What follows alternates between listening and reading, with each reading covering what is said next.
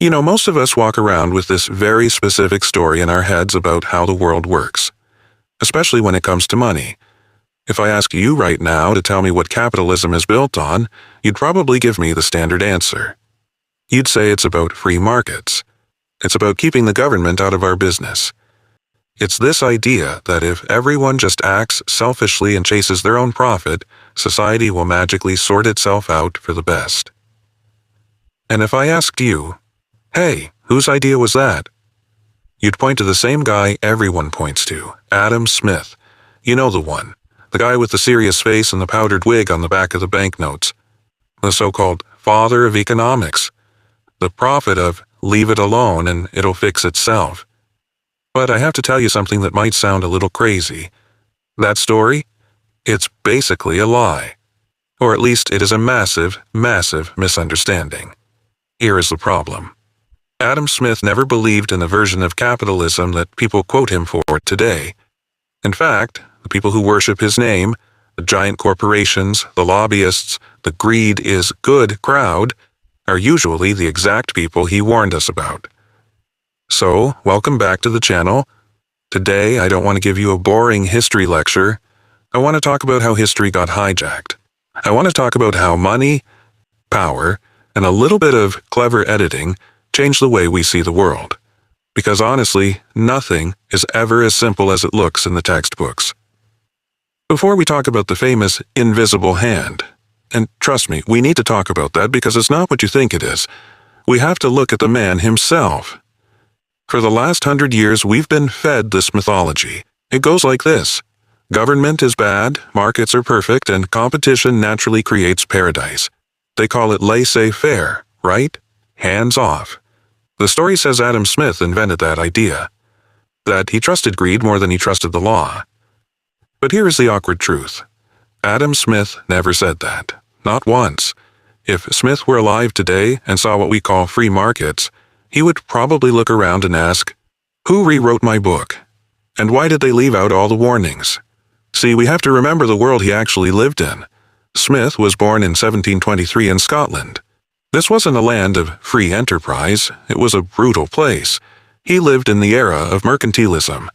Back then, trade wasn't free, it was rigged. It was controlled by royal monopolies and massive guilds. Think about the East India Company. They weren't just a business like Amazon or Walmart. They had their own private army.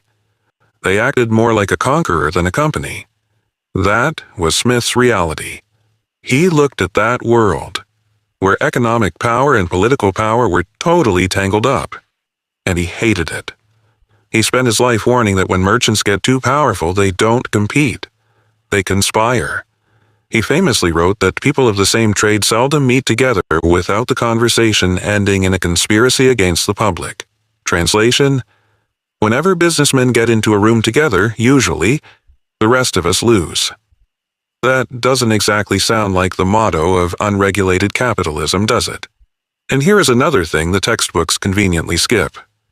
Adam Smith wasn't an economist. He didn't even call himself that. He was a moral philosopher. Long before he wrote The Wealth of Nations, he wrote a book called The Theory of Moral Sentiments.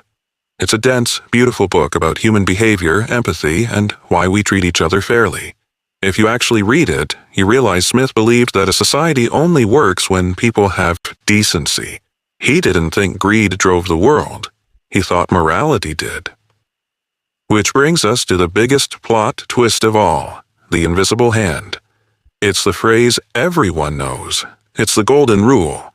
The market, led by an invisible hand, will fix everything. But here's the funny part, or maybe the tragic part. Do you know how many times Smith used that phrase across everything he ever wrote? 3 times. Just 3. And get this. Not one of those uses describes the universal law of markets. Not one of them says, let corporations run wild, and everything will be fine. Let's actually look at those 3 times, because it's kind of mind-blowing how much we've twisted them. The first time he used it, he was writing an essay about astronomy. He was talking about ancient superstitions, how people used to blame invisible hands of the gods for thunder and lightning. It was a joke about superstition. It had nothing to do with money. The second time, the famous one in The Wealth of Nations, that he's talking about a merchant who invests his money at home instead of sending it overseas. Why? Is it because he is a genius patriot? No, it's because he is scared. He is risk-averse. Smith says that fear pushes him to keep his money local, which accidentally helps his neighbors. That's it. It's not a law of economics, it's just a guy being nervous about his money. And the third time, this is my favorite. It's in his book on morality. He's talking about rich, greedy landlords. He calls them vain and insatiable. He says they don't care about the poor. But a man can own 10,000 acres of land, yet he can only eat one dinner. He has a stomach. He has physical limits. So eventually the leftover food has to go to the workers, simply because the rich guy physically can't consume it all. That is the invisible hand. It's superstition, fear, and the physical limits of gluttony. Not exactly the holy scripture of Wall Street, is it? So, how did we get here? How did a moral philosopher who hated monopolies become the poster boy for monopolies?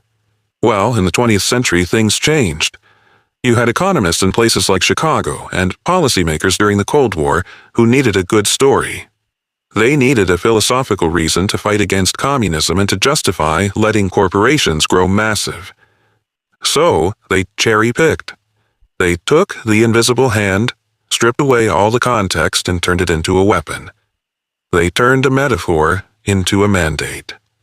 They conveniently ignored the hundreds of pages where Smith argued for government intervention. Yes, he supported that. He wanted public education, he wanted infrastructure, and he wanted strict rules to stop corporations from capturing the government. Smith's nightmare was exactly what we see today. Companies so big they can write their own laws. He called the East India Company a blood-stained monopoly. If he looked at some of our modern tech giants or financial institutions today, he wouldn't be applauding. He'd be asking, did anyone actually read the book? The irony is almost painful. We built an entire economic system on a slogan that the author barely used, and we ignored the warning signs he spent his whole life writing about. Look at the modern landscape. Tech giants that shape what we see, retail monopolies that crush competition, banks that are too big to fail. These aren't free markets. These are cartels with better PR. And the strange comfort policymakers take in invoking the invisible hand as if it were a cosmic safety net feels less like economics and more like that superstition Smith wrote about in his first essay. The truth is simpler and far more uncomfortable. Markets don't magically correct abuse. Power doesn't regulate itself. And greed, left alone, consumes everything in its path. But look, understanding what Adam Smith actually meant doesn't have to be depressing. I think it makes things clearer. Because Smith didn't believe the economy was doomed. He believed it was human. And because it's human, it's flawed. But it's also fixable. What he really argued for was balance. Markets strong enough to innovate, but governments strong enough to restrain them, and societies wise enough to demand fairness. Smith never promised that the invisible hand would save us. He argued that we had to save ourselves. History doesn't always repeat itself, but if you don't understand it, it'll definitely crush you. If this gave you a new perspective on the money game, hit that subscribe button. I'm going to be diving into more history that they didn't teach us in school. Thanks for watching, and I'll see you in the next one.